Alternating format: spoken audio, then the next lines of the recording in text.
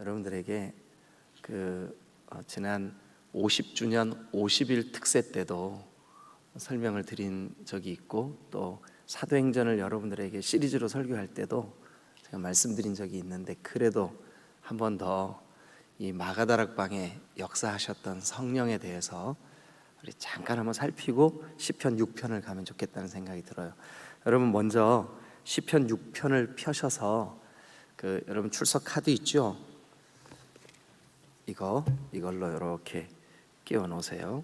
시편 6편을 끼워 놓으세요. 이게 여러분 여기 출석 카드 잘 지금 찍고 계시죠?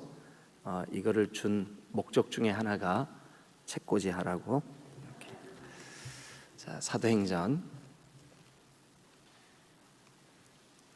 신약성경 사도행전, 제가 이미 사도행전은 주일 낮 예배 때 한 장씩 시리즈로 28장까지 설교를 한 적이 있어요. 그래서 여러분 다 기억을 하시겠지만 사도행전 1장을 한번 가보세요. 1장.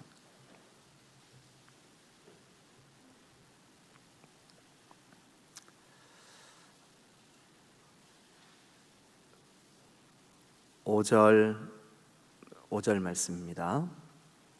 요한은 물로 침례를 베풀었지만 나는 몇 날이 못되어 성령으로 너희는 몇 날이 못되어 성령으로 침례를 받으리라 하셨느니라. 한번 여러분 읽어보세요. 뭐라고요?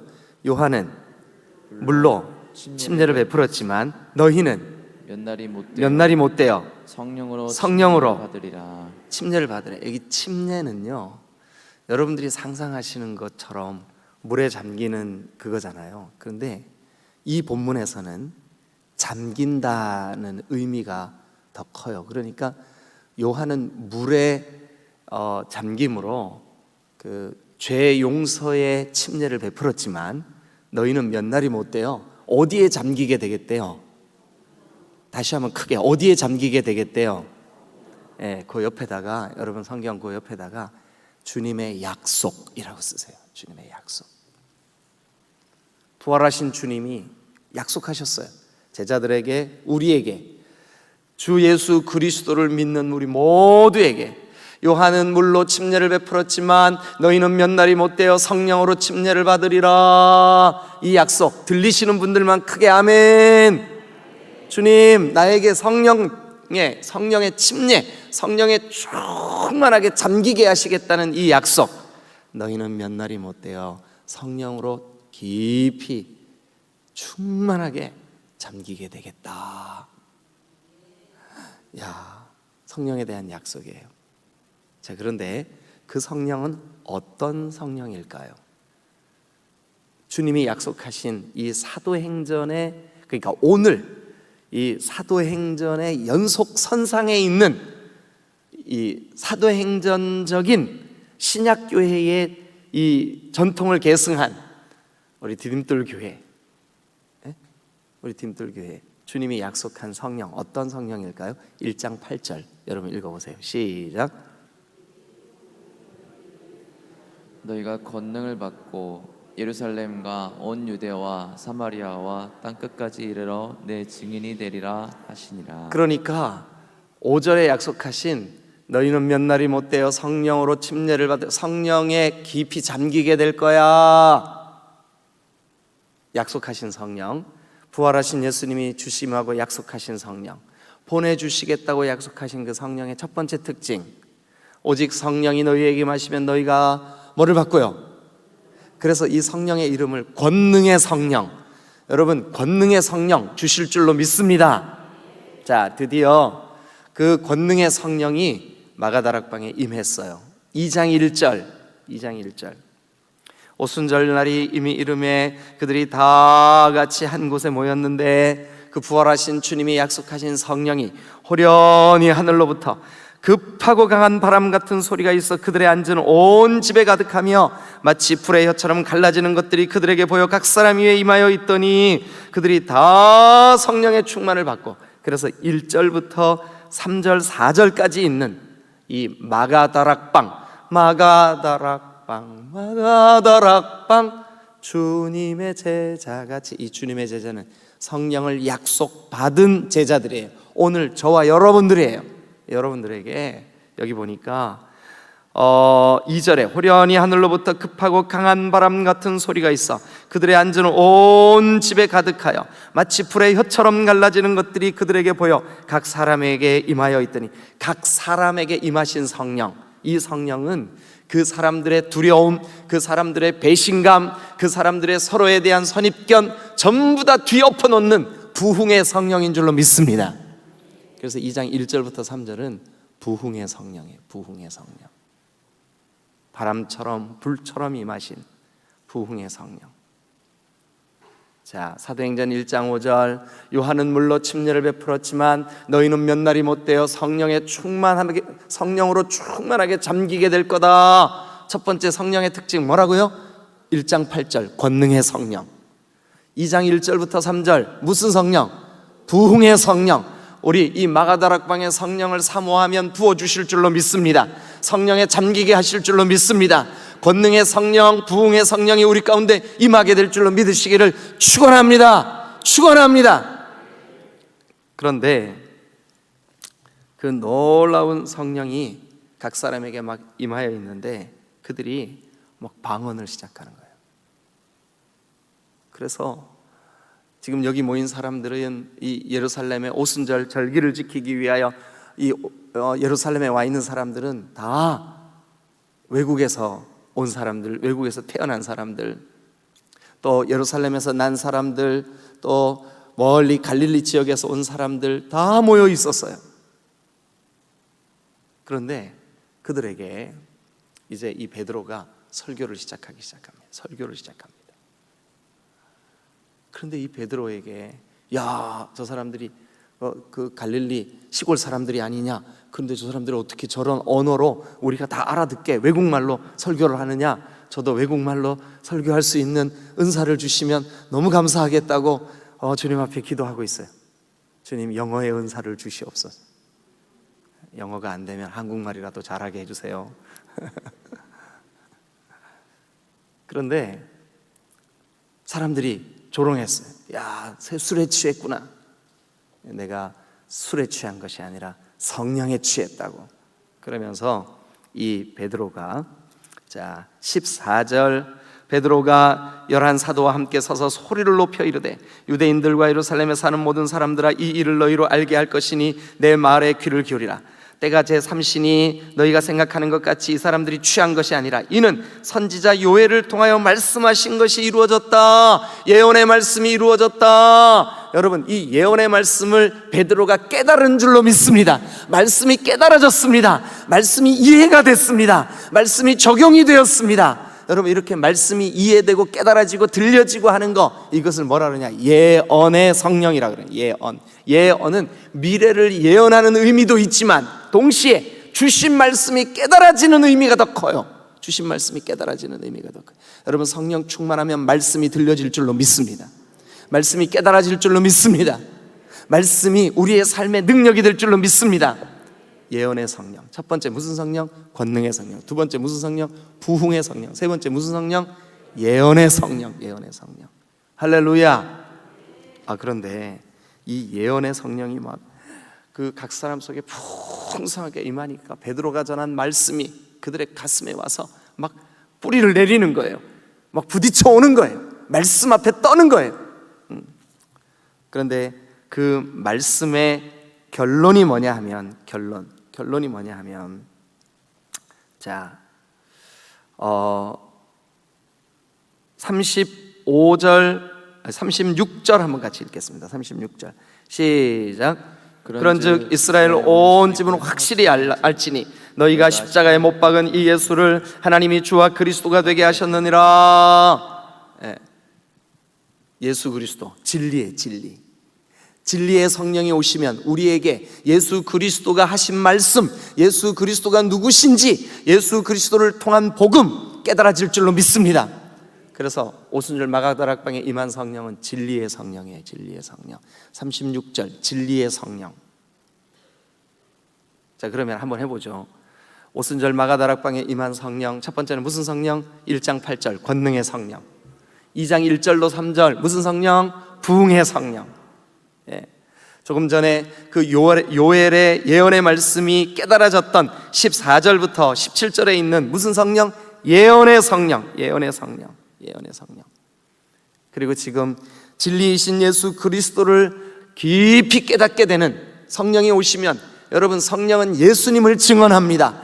예수의 영, 그 예수의 영이 예수를 가장 잘 아는 거예요. 그러니까 그 가장 잘 아시는 예수를 우리에게 밝히 깨닫게 하시는, 여러분, 그러니까 성령 충만의 특징이 뭐냐? 진리이신 예수를 알게 될 줄로 믿습니다. 그래서 오순절 마가다락방의 성령은 무슨 성령일까요? 진리의 성령. 진리의 성령. 진리의 성령이 깨달아지니까 그 예수를 내가 안 믿었던 게 제일 큰 죄구나. 안 믿었던 게 제일 큰 죄구나. 그러면서 가슴을 치며 이렇게 고백합니다. 37절, 그들이 이 말을 듣고 마음에 찔려 베드로와 다른 사도들에게 물어 이르되 형제들아 우리가 어찌할꼬? 형제들아 우리가 어찌할꼬? 베드로가 대답합니다. 너희가 회개하여 회개해라. 그리고 회개하고 각각 예수 그리스도의 이름으로 침례를 받고 죄사함을 받으라. 회개하고 죄사함을 받으라. 여러분, 마가다락방에 임한 성령의 그 다음 특징, 진리의 성령, 그 다음 특징이 뭐냐면 회개케 하시는 성령인 줄로 믿습니다. 회개케 하시는 성령. 네. 권능의 성령, 부흥의 성령, 예언의 성령, 진리의 성령, 회개케 하시는 성령. 회개의 역사가 일어나는 거예요. 그 다음에 여섯 번째, 오순절 마가다락방에 우리를 깊이 잠기게 하시는, 우리에게 성령으로 침례를 주시는 그 놀라우신 성령의 여섯 번째 특징. 자, 3장 1절로 갑니다. 제9시 기도 시간에 2절, 나면서부터 걷지 못하는 안진뱅이가, 3절, 베드로와 요한에게 구걸하는데, 4절, 베드로와 요한이 주목하여 그 사람에게 우리를 좀 쳐다봐라. 5절, 그가 무엇을 얻을까 하고 바라보았는데, 6절, 베드로가 이르되 은과 금은 내게 없지만 내게 있는 것을 내게 주노니 나사렛 예수 그리스도 이름으로 일어나 걸으라. 7절, 오른손을 잡아 일으키니 발과 발목에 힘을 얻고, 8절, 뛰어 서서 걸으며 그들과 함께 성전으로 들어가 걷기도 하고 뛰기도 하고 하나님을 찬송하니. 여러분, 치유의 성령입니다. 치유의 역사가 일어날 줄로 믿습니다. 오순절 마가다락방에 임한 성령은 치유의 성령입니다. 여러분, 이것은 육신의 치유도 의미하지만 우리의 영적인 치유, 여러분, 영적으로 듣지 못하고 보지 못하고 걷지 못하고 마비되어 있던 우리의 심령을 치유하시는 성령, 치유의 성령. 믿으시면 크게 아멘. 그때 이후로 교회와 예수 안에 돌아온 사람들을 주 예수 그리스도의 성령이 다스리시고 통치하십니다. 그래서 하나님의 나라가 그들 가운데 임합니다. 사도행전 28장을 한번 가봅니다. 마지막 장입니다.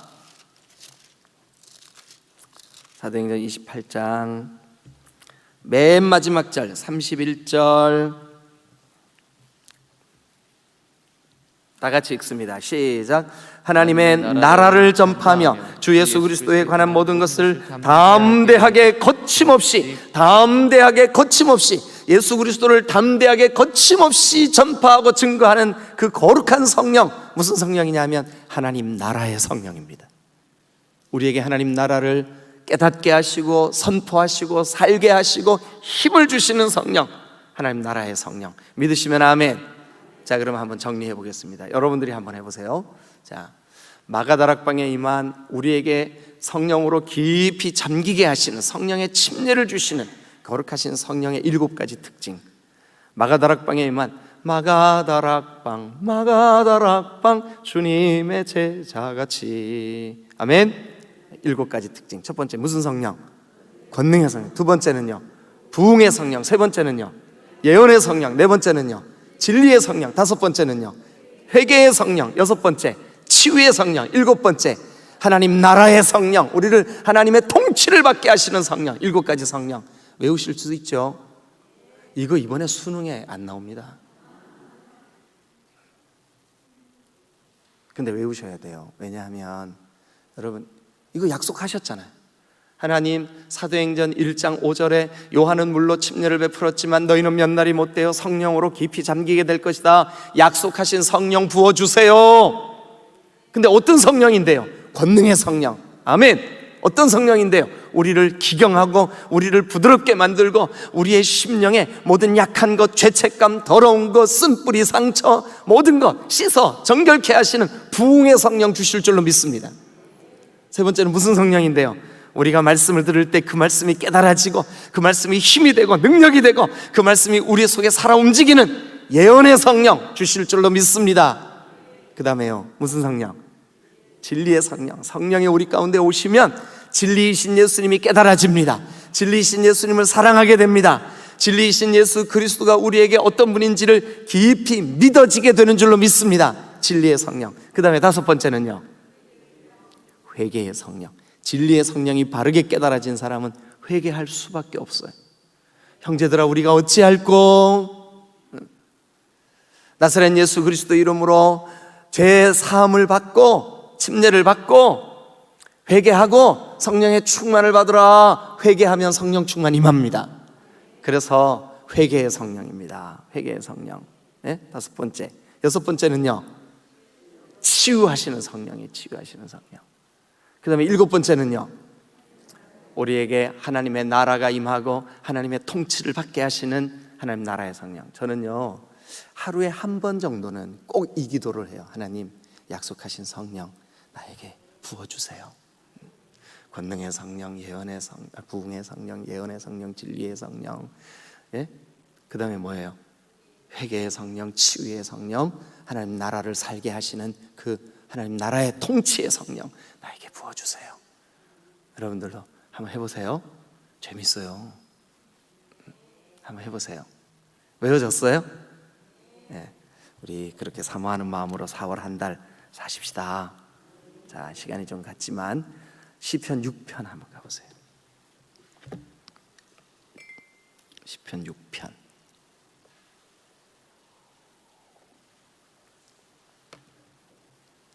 자, 여러분,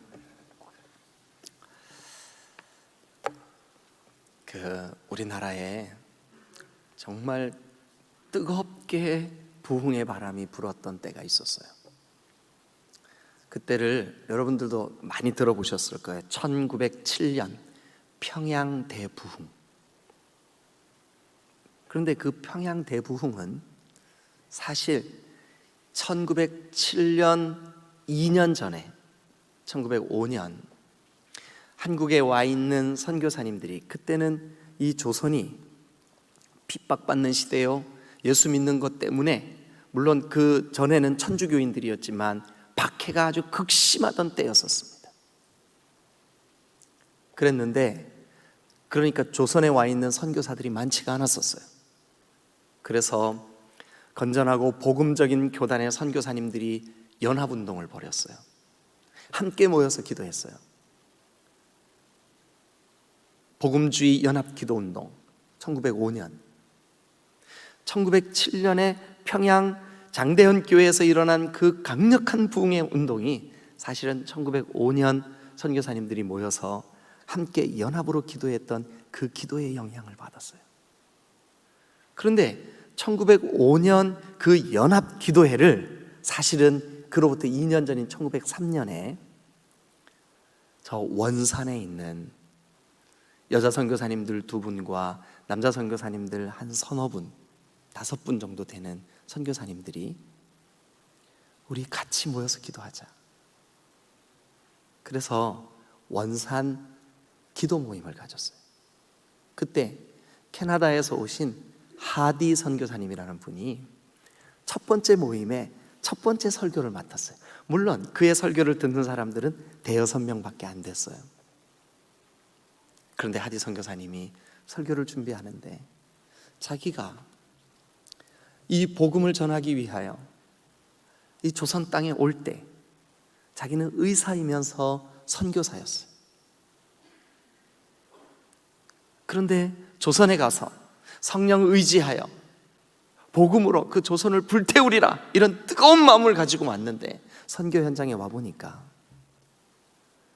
여자들은 들을 기회가 없지, 남자들은 고집 불통이지, 양반들은 헛기침만 하지, 상껏들은 너무나 분주하고 바빠서 말씀을 들을 기회가 없지, 골목마다 냄새로 가득하고 불결하기 짝이 없고 온갖 전염병이 만연하고 조선이 너무너무 복음을 전하기에 어려운 지역이라는 것을 알아요. 하디 선교사님이 조선에 와서 지쳤어요. 어떻게 할 수가 없어요. 자기도 모르게 이 불결한 족속이라고 하는 선입견이 하디 선교사님의 마음에 꽉 박혀 있었어요. 그들을 치료하는 의사로서, 그들에게 복음을 전해야 되는 선교사로서 교만하기 짝이 없는 마음으로 조선 사람들을 대했어요. 몇 년이 지나도 한 영혼도 구원하지 못한 실패한 선교사. 두 마음이 그의 마음을 괴롭게 만들었어요. 하나는 조선에 대한 영적인 교만함이 이 하디 선교사님의 마음에 여기에 가득했어요. 두 번째는 이 조선 사람들에 대한 선입견, 이 불결한 족속들. 우리는 백의 민족이라고 우리 스스로를 자랑하지만 사실은 참으로 불결했어. 상투를 딱 올가맨 그 상투 속에는 이가 득실거렸어. 고집스럽게 흰 옷을 즐겨 입는 이 사람들의 옷은 꼬질꼬질하게 짝이가 없었어. 하디 선교사님은 조선 사람들의 그 냄새나는 몸, 의사로서 깨끗하게 씻기만 해도 많은 부분 치료될 텐데 하는 마음으로 그들을 선입견을 가지고 대하고 그런 마음으로 치료를 했어요. 선교사님들의 기도 모임에 설교를 해야 되는데 답답한 거예요. 이런 조선에 와 있는 자기가 너무 한편으로는 내가 이런 마음으로 조선 사람들을 사랑하지도 않으면서 선교사가 맞나? 이 죄책감, 자책감. 또 한편으로 이 사람들이 문제야 라고 하는 정죄감, 그리고 교만한 마음. 설교를 준비하는데 진도가 안 나가는 거예요. 묵상이 안 되는 거예요. 무슨 말씀을 전해야 될지 모르겠는 거예요. 성경을 이리 뒤적 저리 뒤적. 그러다가 요한복음 14장 말씀을 폈어요. 14장과 16장을 가지고 기도, 예수님과의 친밀한 교제, 성령의 도우심, 그 말씀을 전해야 되겠다 생각하는 순간 마음속에 하디, 너는? 이 질문이 들어온 거예요. 너는 지금 예배 잘 드리고 있니? 너는 지금 말씀이 들려지고 있니? 너는 지금 성령의 충만함으로 주님과 친밀하게 교제하고 있니? 그런 쏟아지는 질문들 앞에 꼬꾸라지기 시작했어요. 주님, 제가 잘못했습니다. 싸늘하게 식어 있는 자기의 주님과의 영적인 관계, 근래에 도무지 예배하지 못했던 다친 마음. 설교를 준비하던 하디 선교사는 드디어 자기 자신이 제일 큰 문제라는 걸 깨닫고 제가 잘못했습니다. 설교를 해야 될 시간은 다가왔습니다. 그의 심령은 울고 있었습니다. 대여섯 명밖에 안 되는 선교사님들 앞에 성경을 들고 강단에 올라선 하디 선교사님은 설교를 시작하자마자 울기 시작합니다. 제가 죄인입니다. 제가 잘못했습니다. 제가 교만했습니다. 제가 복음을 들어야 될 조선 사람들에 대하여 정죄했습니다. 제 마음이 높아져 있었습니다. 제가 영적으로 잠들어 있었습니다. 하나님의 말씀이 들리지 않았습니다. 제가 예배에 실패하고 있었습니다. 그러면서 제가 복음 전도자라고 선교사라고 제가 어깨에 힘을 주고 그렇게 교만히 하늘을 찌르고 있었습니다. 제가 잘못했습니다. 제가 잘못했습니다. 그의 1시간 남짓한 설교 시간은 눈물의 시간이었습니다. 그런데 그가 회개하는 그 설교의 내용을 듣고 거기에 모인 대여섯 명의 선교사님들이 아닙니다, 제가 그렇습니다. 아닙니다, 제가 더합니다. 저는 더 흉악한 죄인입니다. 여러분, 그 모임이 그대로 확대가 돼서 1905년 복음주의 선교사 연합회 기도 모임이 1905년, 그 기도 모임의 그 회개 운동이, 그 마가다락방의 성령, 그 권능의 성령, 부흥의 성령, 여러분 예언의 성령, 회개의 성령, 진리의 성령, 권능의 성령, 이 치유의 성령, 하나님 나라의 성령이 그들 가운데 그대로 1907년 장대현 교회 700여 명이 모인 그 부흥 집회에 길선주 목사님이라고 하는 분이 강단에 섰는데, 그날 그 목사님 자체를 회개케 하시는 거예요. 여러분, 오늘 이 시편 6편은 다윗이라고 하는 신실한 하나님의 사람이 죄 때문에 하나님과의 교제가 끊겨버렸어요. 죄 때문에 예배가 막혀버렸어요. 죄 때문에 그의 심령이 곤고해졌어요. 죄 때문에 견딜 수 없는 마음이 생겼어요. 그래서 1절 이렇게 시작합니다. 자, 다 같이 한번 1절을 읽겠습니다. 시작. 여호와여, 주의 분노로 나를 책망하지 마시오며 주의 진노로 나를 징계하지 마옵소서. 자, 여러분, 이것을 공동 번역이라고 하는 성경으로 제가 한번 읽어보겠습니다. 하나님, 노여우시더라도 내 죄를 묻지 말아주세요. 하나님, 노여우시더라도 내 죄를 묻지 말아주세요. 우리 성경에는 여호와여, 주의 분노로 나를 책망하지 마시오며, 쉽게 다시 번역하면 주여, 노여우시더라도, 주여, 내 죄 때문에 하나님 얼마나 화가 나십니까? 그러나 나의 죄를 묻지 말아주세요. 묻지 말아주세요. 왜냐하면 자기가 살인했거든요. 자기가 음란했거든요. 자기가 죄인이거든요. 그래서 하나님 앞에 또 기도합니다. 하나님, 아무리 화가 나시더라도 나를 벌하지 말아주세요. 나를 벌하지 말아주세요. 우리 성경에는요, 주의 진노로 나를 징계하지 마옵소서. 하나님, 아무리 노여우시더라도 내 죄를 묻지 말아주세요. 아무리 화가 나더라도 나를 벌하지 말아주세요. 1절의 분위기가 어떻습니까? 다윗이 철저하게 회개하고 있습니다. 회개하고 있습니다. 여러분, 제가 서두에 말씀드린 대로 회개하면 우리의 심령을 주님께서 기경하여 주실 줄로 믿습니다. 회개하면 주님께서 성령을 부어주실 줄로 믿습니다. 회개하면 우리를 새롭게 해주실 줄로 믿습니다. 여러분, 이 6편 성경은 제목을 굳이 붙인다면 참회의 시입니다. 참회의 시. 우리 성경 시편에는 150편까지 돼 있는 이 시편 가운데 7편의 참회의 시가 있어요. 7편.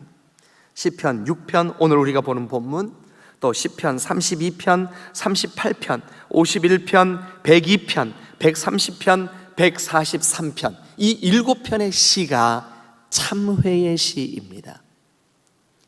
그런데 이 참회의 시의 결과는 뭐냐 하면, 참회하는 사람에게, 참회하는 영혼에게, 참회하는 다윗에게, 참회하는 디딤돌교회 성도들에게, 참회하는 1907년 장대현 교회 성도들에게, 참회하는 하디 선교사에게, 참회하는 주님의 자녀들에게 하나님은 반드시 용서와 은혜를 주시는 줄로 믿으시길 축원합니다.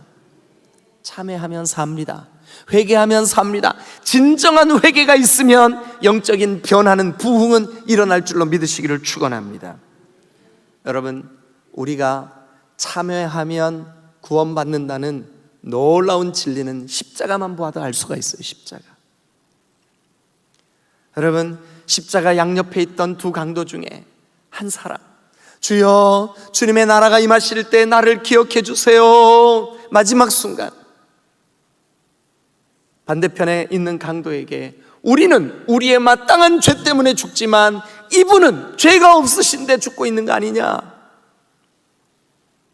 사랑하는 여러분, 마지막 순간에라도 회개하면 삽니다. 회개하면 성령님 약속대로 우리 가운데 임하십니다. 회개하면 부흥이 일어납니다. 회개하면 우리 교회도 변화됩니다. 회개하면 우리 가운데 성령님 은혜를 주십니다. 여러분, 그래서 십자가와 성령은 하나님이 우리를 사랑하신다는 결정적인 증거입니다. 십자가와 성령. 오늘 우리가 어떤 근거로 회개해야 되느냐, 어떤 근거로 회개할 수 있느냐. 여러분, 1절을 보시면 정말 하나님, 제가 죄진 거 사실입니다. 우리도 그렇잖아요. 우리가 진지하게 우리 자신을 돌아보면 하나님, 내가 죄인입니다. 주님, 놓여오시더라도 나의 죄를 묻지 말아주세요. 아무리 화가 나도 주님, 나를 벌하지 말아주세요. 여러분, 회개하는 심령에게 하나님은 징계를 면하게 해주실 줄로 믿습니다. 1절이 그거예요. 주의 분노로 나를 책망하지 마시옵고 주의 진노로 나를 징계하지 마옵소서. 여러분, 회개하면 징계를 면하게 될 줄로 믿습니다. 회개하면 십자가에서 이미 징계를 받으신 예수 그리스도의 은혜가 임할 줄로 믿습니다. 예수님, 그분이 누굽니까? 우리를 대신하여 징계를 받으신 분인 줄로 믿으시기를 축원합니다. 회개하면 징계를 면합니다. 1절. 2절 보십시오. 2절. 여호와여, 내가 수척하여 싸우니 내게 은혜를 베푸소서. 여호와여, 내게 은혜를 베푸소서. 여호와여, 나의 뼈가 떨리오니 나를 고치소서. 여러분, 회개하면 하나님께서 은혜를 베풀어 주실 줄로 믿습니다. 왜냐하면 이미 우리의 추하고 더러운 모든 죄를 예수 그리스도께서 십자가에서 담당하셨기 때문에 우리에게 은혜 받을 자격이 없지만 은혜를 주실 줄로 믿습니다. 2절 뒷부분에 보면 주여, 나의 뼈가 떨리오니 나를 고치소서. 나를 고치소서. 아마 다윗은 지금 자기가 지은 죄의 결과로 아주 심각하게 여러 가지, 이게 바로 하나님의 징계구나라고 생각하는 여러 가지 일들이 있었던 것 같아요. 그 중에 하나, 많은 학자들이 이 부분을 보면서 수척하고 뼈가 떨리고 하는 걸 보니까 다윗이 그 자기의 죄 때문에 두려움에 어떤 질병이나 어떤 그 고통스러운 그런 아픔이 있었나 보다. 여러분, 그러나 어떤 상황인지 우리가 정확히는 알 수 없지만 회개하면 고쳐주실 줄로 믿습니다. 그리고 여러분, 우리 4절을 한번 볼까요? 4절. 여호와여, 돌아와 나의 영혼을 건지시며 주의 사랑으로 나를 구원하소서. 나를 건지시며 구원하소서. 같은 말이에요. 나의 영혼을 구원하소서, 나를 구원하소서. 같은 말이에요. 여러분, 회개하면 구원받게 될 줄로 믿습니다. 회개하면 틀림없이 하나님의 손길이 우리를 구원해 주십니다. 여러분, 4월 한 달 우리가 주님 앞에 돌이키는 한 달, 회개하는 한 달, 회개함으로 우리가 주님의 징계를 면하고 하나님의 은혜를 받고 하나님의 고쳐주심을 힘입고 하나님께서 우리의 영혼을 구원하시는 은혜를 경험하시기를 주님의 이름으로 축원합니다. 회개하면 부흥이 일어납니다. 회개하면 우리의 영혼이 고침을 받습니다. 회개하면 우리를 주님께서 회복시켜 주십니다. 회개하면 우리에게 은혜가 회복됩니다. 믿으시면 크게 아멘. 왜냐하면 마가다락방에 부어주셨던 그 성령이 우리로 하여금 하나님께서 주신 약속의 성령이며 또한 회개하는 심령을 터치하시는 거룩하신 성령이기 때문에 오늘 여러분 6편에 있는 말씀대로 회개하면 하나님이 징계를 거두어 주십니다. 회개하면 우리를 은혜롭게 은혜를 주십니다. 회개하면 우리를 고쳐 주십니다. 회개하면 우리를 구원해 주십니다. 진지하게 하나님께로 나아가는 4월 한 달이 되시기를 주님의 이름으로 축원합니다. 기도하시겠습니다.